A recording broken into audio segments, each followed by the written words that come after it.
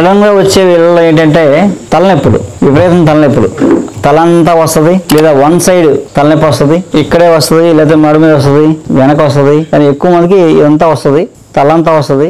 One side వచ్చేవాళ్ళు కూడా ఉంటారు. గ్యాస్ ఫామ్ అయ్యో, గ్యాస్ట్రిక్ వల్ల కూడా అంతే రాకపోతే తలనొప్పి వస్తుంది, మోషన్ అవ్వకపోయినా తలనొప్పి వస్తుంది. తలనొప్పికి బోల్డ్ కారణాలు, కన్నూరు చౌక 100 కారణాలు అన్నట్టు తలనొప్పికి 100 కారణాలు ఉంటాయి. ఏ కారణమైనా తలనొప్పి.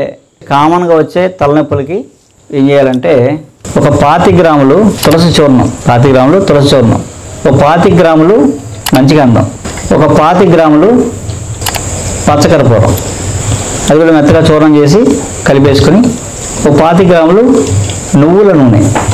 సో కలిపేస్తే బాంబులా అయిపోద్ది, క్రీమ్లా అయిపోద్ది అనమాట. దాన్ని మీ బాటిల్లో ఉంచుకోండి.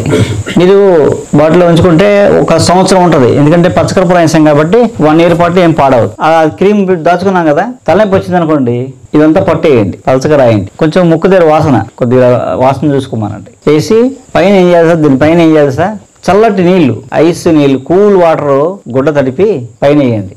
వితిన్ 5 minutes తల తగ్గిపోద్ది.